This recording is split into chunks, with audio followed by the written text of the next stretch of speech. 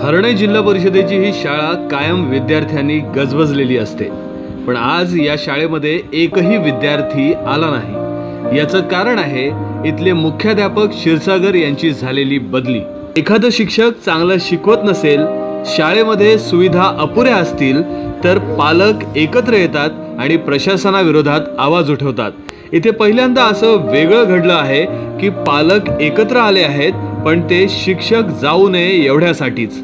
Kshirsagar sir हे उत्तम शिक्षक आहेत, यात शंका नाही।